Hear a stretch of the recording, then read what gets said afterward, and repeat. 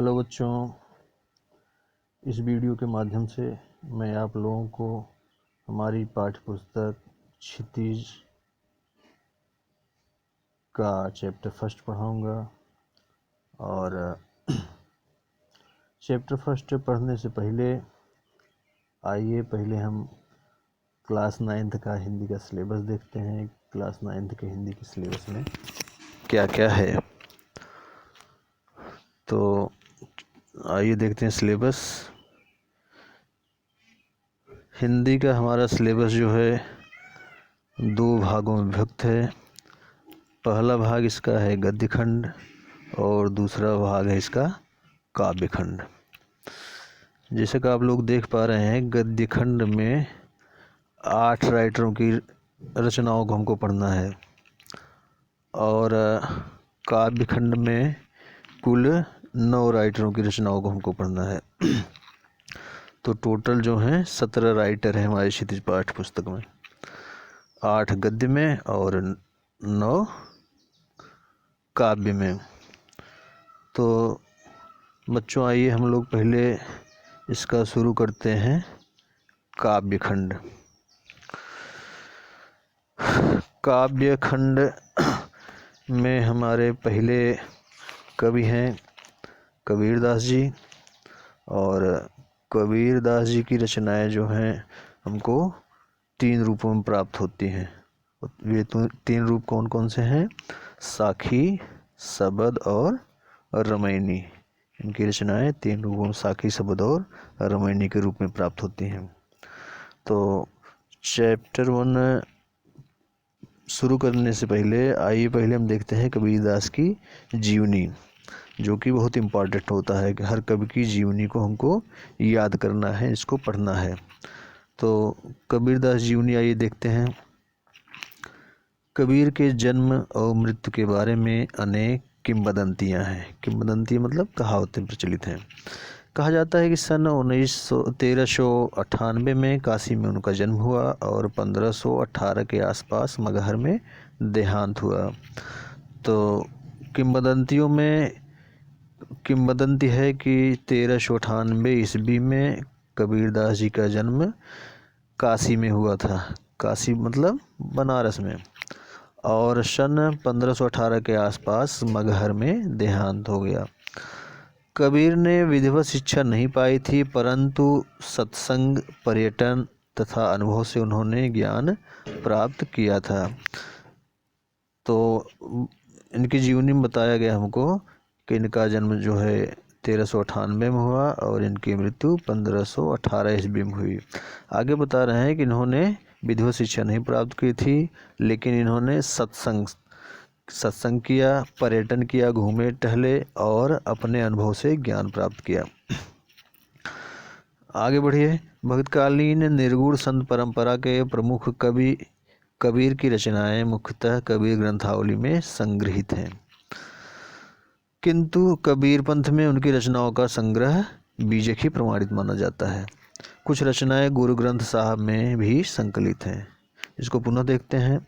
भक्तिकालीन निर्गुण संत परंपरा के प्रमुख कवि कबीर की रचनाएं मुख्यतः कबीर ग्रंथावली में संग्रहित हैं।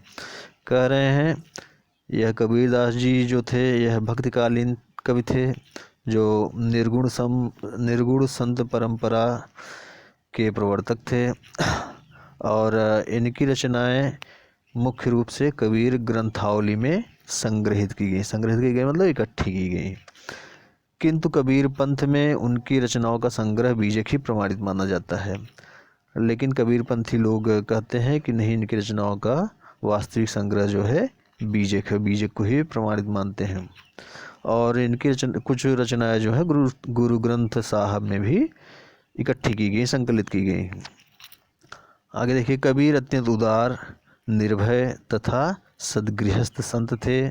राम और रहीम की एकता में विश्वास रखने वाले कबीर ने ईश्वर के नाम पर चलने वाले हर तरह के पाखंड, भेदभाव और कर्मकांड का खंडन किया।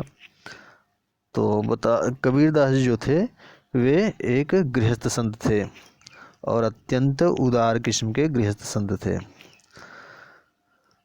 और कबीरदास जी ने सामाजिक पाखंडों का, भेदभावों का और कर्मकांडों का खंडन किया। उन्होंने अपने काव्य में धार्मिक और सामाजिक भेदभाव से मुक्त मनुष्य की कल्पना की। ईश्वर प्रेम, ज्ञान तथा वैराग्य, गुरु भक्ति, सत्संग और साधु महिमा के साथ आत्मबोध और जगत की अभिव्यक्ति उनके काव्य में हुई है। कबीर की भाषा की सहजता ही उनकी काव्यात्मकता की शक्ति है। जनभाषा के निकट होने के कारण उनकी काव्य भाषा में दार्शनिक चिंतन को सरल ढंग से व्यक्त करने की ताकत है।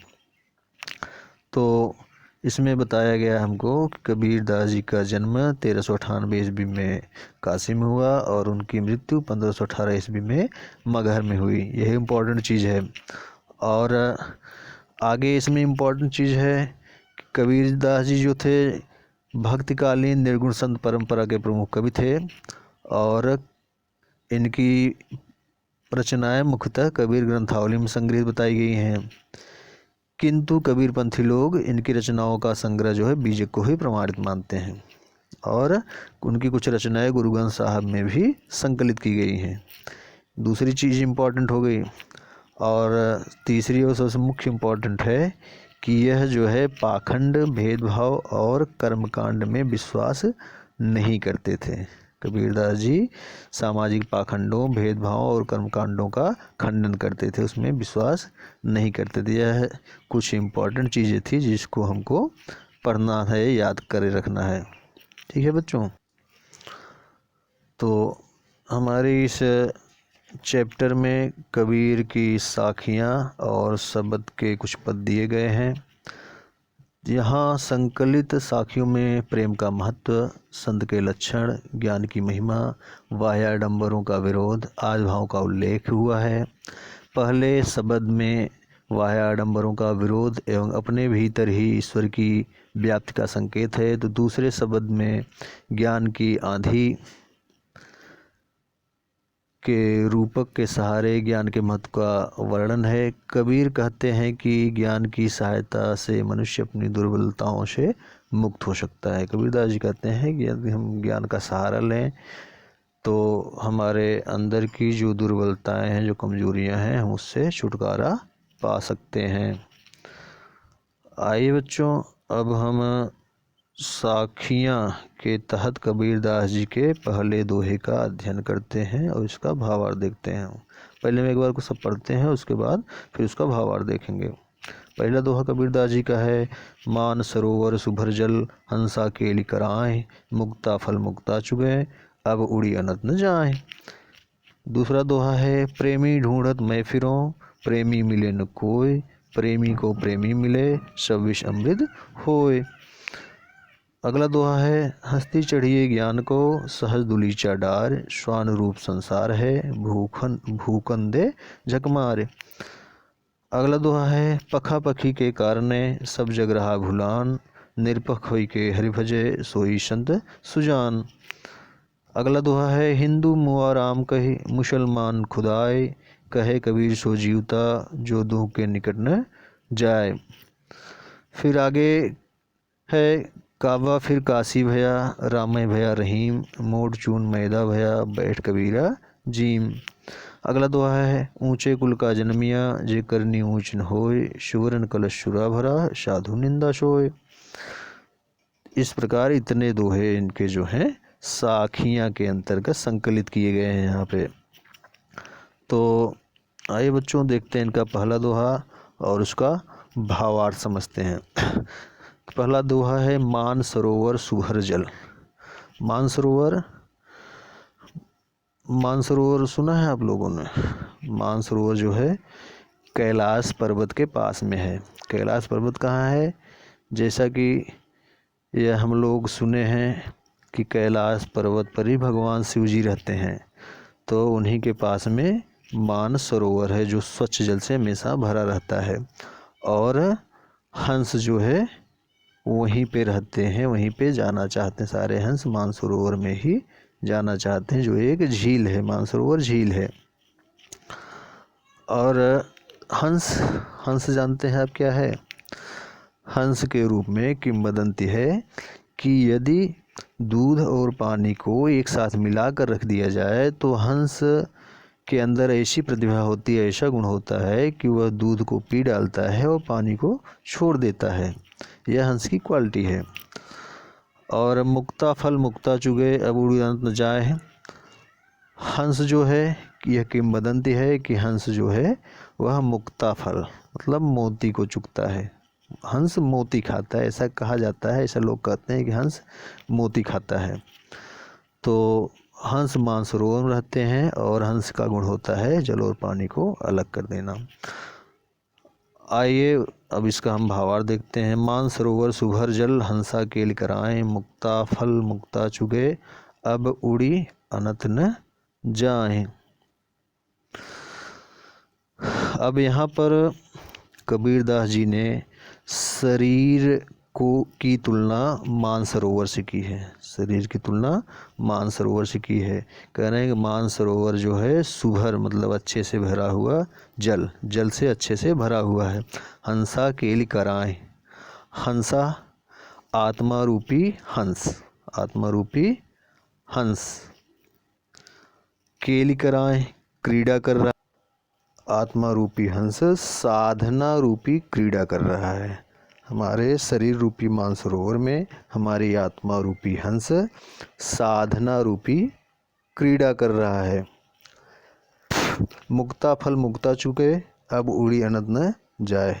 मुक्ता फल वह जो है भक्ति रूपी, ईश्वर भक्ति रूपी मुक्ता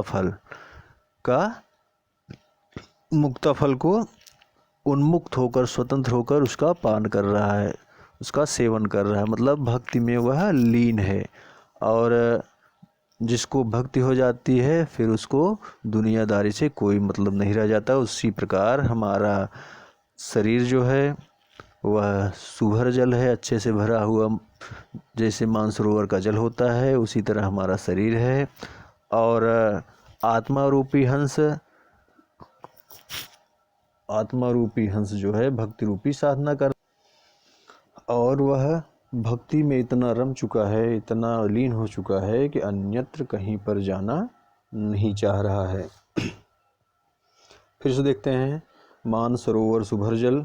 यहाँ मानसरोवर से हमारे शरीर की तुलना की गई है। हंसा केली कराएं, और हंस जो है यहाँ पर साधना रूपी क्रीड़ा कर रहा है और भक्ति रूपी फल को चुन रहा है। भक्त रूपी फल को चुन रहा है मतलब भक्ति में लीन है और अब उड़कर अन्यत्र नहीं जाना चाहता, मतलब हमारा मन कहीं और पर नहीं लग रहा है। कहने का मतलब इनके यह है, जिनके अंदर भक्ति जागृत हो जाती है, जिनका मन ईश्वर भक्ति में लग जाता है, जो ईश्वर भक्ति में लीन हो जाता है, उससे फिर और दुनियादारी से मतलब नहीं रह जाता, उसको और कुछ अच्छा नहीं लगता है। अब आगे है, प्रेमी ढूंढत मैं फिरूं प्रेमी मिले न कोई, प्रेमी को प्रेमी मिले सब विष अमृत होए। इस दोहे में कबीरदास जी कहते हैं कि प्रेमी ढूंढत मैं फिरूं। यहाँ देखिए दो प्रेमी आया है, प्रेमी शब्द दो बार आया है। प्रेमी ढूंढत मैं फिरूं प्रेमी मिले न कोई। कबीरदास जी कह रहे हैं पहले प्रेमी का मतलब है भक्ति। पहले प्रेमी कबीरदास खुद को कहते हैं, दूसरा प्रेमी ईश्वर को कहते हैं। कबीरदास जी कहते हैं प्रेमी ढूंढत मैं फिरूं प्रेमी मिले न कोई। मैं प्रेमी को ढूंढते फिर रहा हूँ, मतलब ईश्वर को जगह जगह ढूंढ रहा हूँ, लेकिन प्रेमी मिले न कोई मतलब कहीं भी, लेकिन ईश्वर हमको कहीं भी मिल नहीं रहा है। मैं ईश्वर को जगह जगह ढूंढ रहा हूँ, हर जगह ढूंढ रहा हूँ, लेकिन ईश्वर मुझको कहीं मिल नहीं रहा है। प्रेमी को प्रेमी मिले सब वृक्ष अमृत होए। कह रहे हैं कि यदि मुझको मेरे प्रेमी की प्राप्त हो जाती है, यदि भक्त को ईश्वर की प्राप्त हो जाती है, तो संसार का जितना दुख रूपी विषय सब सुख रूपी अमृत के समान हो जाता है। तो बच्चों यहाँ कहने का मतलब यह है कि यदि हमको ईश्वर की भक्ति प्राप्त हो जाती है तो संसार के सब विष रूपी दुख सुख रूपी अमृत के समान हो जाते हैं। ठीक है। अगला है, हस्ती चढ़िए ज्ञान को सहज दुलीचा डार। स्वान रूप संसार है, भूकन दे झक मार। कबीरदास जी कहते हैं ज्ञान रूपी हाथी, हस्ती मतलब हाथी, ज्ञान रूपी हाथी को सहज मतलब सरल ढंग से साधना रूपी दुलीचा डालकर, ज्ञान रूपी हाथी को साधन दुलीचा डालकर सवारी करनी चाहिए। दुलीचा मतलब क्या है? हाथी के ऊपर जो बैठने के लिए एक आसन लगाया जाता है, उसी आसन को दुलीचा कहते हैं। तो कबीरदास यहाँ कह रहे हैं कि ज्ञान रूपी हाथी को सहज साधना रूपी दुलीचा डालकर बैठना चाहिए। स्वान रूप संसार है, भूकंदे झक मार। और संसार जो है कुत्ते के समान, जैसे हाथी जाती है तो कुत्ते भूंकते रहते हैं, उसी प्रकार यदि हम ज्ञान के हाथी पर चढ़े हैं तो भूकंदे झक मार, तो सांसारिक लोगों की निंदाओं और उनकी टिप्पणियों पर ध्यान नहीं देना चाहिए। तो कबीरदास जी कहने का मतलब यहाँ है कि यदि हम ज्ञान रूपी हाथी पर साधना रूपी दुलीचा डालकर बैठे हैं, मतलब यदि हम ज्ञान की प्राप्ति कर रहे हैं, ज्ञान के पीछे जा रहे हैं, तो कौन क्या कहता है इस पर हमको बहुत ध्यान नहीं देना चाहिए। क्योंकि जब हाथी जाती है तो कुत्ते जो है भौंकते रहते हैं, उनके भौंकने का हाथी पर कोई असर नहीं पड़ता। उसी तरह हमको भी अपने काम में लगे रहना चाहिए, इन पर ध्यान नहीं देना चाहिए। अगला दोहा इनका है, पखा पखी के कारणे सब जग रहा भुलान, निरपक्ष होई के हरि भजे सोई संत सुजान। इस दोहे में कबीरदास जी कह रहे हैं कि पखा पखी पक्ष विपक्ष, पक्ष विपक्ष कारणे मतलब कारण, सब जग रहा भुलान, पक्ष विपक्ष के कारण सारा संसार ईश्वर को भूल गया है। पक्ष विपक्ष क्या है? यह हमारा है या तुम्हारा है, यही पक्ष विपक्ष है। इसके चक्कर में, हमारे तुम्हारे के चक्कर में, पक्ष विपक्ष के चक्कर में सब जग रहा भुलान, सारा जग ईश्वर को भूल गया है, ईश्वर की याद उसको नहीं आ रही है, सांसारिक मोह माया में लिप्त है।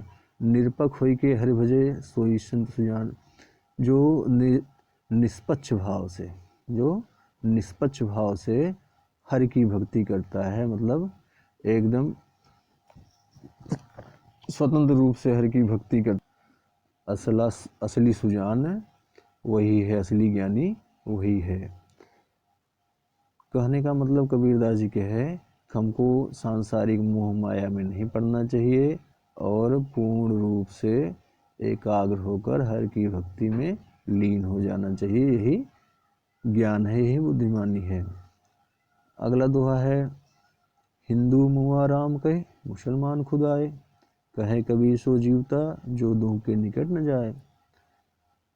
कबीरदास जी, जैसे हम ऊपर बताए हैं, कबीरदास जी वाह्य आडंबरों का विरोध करते हैं, सांसारिक जो पाखंड व्याप्त है उसका विरोध करते हैं, मंदिर मस्जिद का विरोध करते हैं। उसी के तहत इस दोहे में कबीरदास जी कह रहे हैं, हिंदू मुआ राम कहे, हिंदू जो है वह राम राम कहता हुआ मर गया, मुसलमान खुद आए, और मुसलमान जो है खुदा खुदा करते मर गया। हिंदू राम राम कहते मर गया, मुसलमान खुदा खुदा करते मर गया।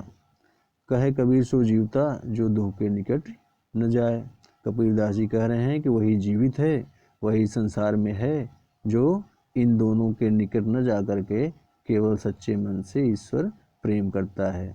न उसको राम से मतलब है, न उसको खुदा से मतलब है, उसको केवल ईश्वर से मतलब है। और जो ईश्वर से सच्चा प्रेम करता है, सही मायनों में वही संसार में जीवित है। अगले दोहे में देखिए, काबा फिर काशी भया, राम ही भया रहीम, मोट चून मैदा भया, बैठ कबीरा जीम। यहाँ काबा क्या है? काबा मुस्लिमों का एक धर्मस्थल है। काशी क्या है? काशी हिंदुओं का एक तीर्थ स्थान है। तो कबीरदास जी कहते हैं, काबा फिर काशी भया, राम ही भया रहीम। यदि हमारे अंदर ईश्वर भक्ति आ गई है, हम ईश्वर में लीन हो गए हैं, तो फिर हमको काबा और काशी से मतलब नहीं रह जाता है। हमारे लिए काबा काशी के समान हो जाता है और काशी काबा के समान हो जाता है। राम ही भया रहीम, राम जो है रहीम के समान खुदा के समान हो जाता है और खुदा राम के समान हो जाता है। यदि हम ईश्वर में लीन हो जाते हैं तो यह सांसारिक दोष, सांसारिक पाखंड हमको इसमें अंतर नहीं दिखता है। मोट चून मैदा भया बैठ कबीरा जी। मोट चून मैदा भया, कबीरदास जी कहते हैं गेहूँ जब पीसा जाता है तो पहले वह आटा होता है, आटे को जब और बारीक पीसा जाता है तो वह मैदा का रूप ले लेता है। जिस प्रकार गेहूँ से ही आटा और गेहूँ से ही मैदा होता है, उसी प्रकार एक ही ईश्वर है, उसे चाहे खुदा कहो चाहे राम कहो, ईश्वर एक ही है और हमको सच्चे रूप में ईश्वर की भक्ति करनी चाहिए। इन आडंबरों के चक्कर में नहीं पड़ना चाहिए। अगला है ऊंचे कुल का जन्मिया जे करनी ऊंच न होए, सुबरन कलश तुरा भरा साधु निंदा सोए। इसमें कबीरदास जी कहते हैं ऊंचे कुल का जन्मिया, यदि हमारा जन्म ऊंचे कुल में हुआ है, जे करनी ऊंच न होए, और हमारे कर्म ऊंचे नहीं हैं। यदि हमारा जन्म उच्च कुल में हुआ है और हमारे कर्म निम्न कोटि के हैं, हम अधम कर्म कर रहे हैं, हमारे कर्म अच्छे नहीं हैं, तो साधु निंदा सोए, तो साधु सज्जन लोग हमारी निंदा करेंगे, हम सज्जनों की निंदा के पात्र बनेंगे। सुवर्ण कलश सुरा भरा साधु निंदा सोए। जिस तरह यदि सोने के घड़े में सुरा मतलब मदिरा, शराब, ये सोने के कलश में, सोने के घड़े में यदि शराब भर दी जाए, क्या शराब बुरी नहीं होगी? तभी शराब ही है, शराब बुरी ही कही जाएगी और सज्जन लोग उसकी निंदा करेंगे।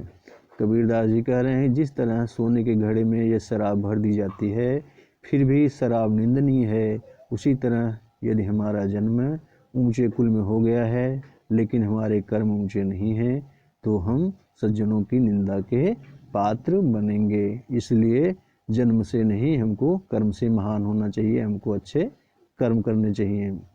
तो बच्चों, यह था कबीरदास की साखियों के तहत कुछ दोहे थे और हमारा यह पहला चैप्टर का पहला भाग था साखियाँ। तो आज आप इतना ही पढ़िए और बाकी हम अगले वीडियो में इसके आगे का शब्द जो है उसको फिर बताएंगे। ठीक है बच्चों? चलिए बच्चों, बाकी फिर मिलते हैं अगले वीडियो में। Thank you.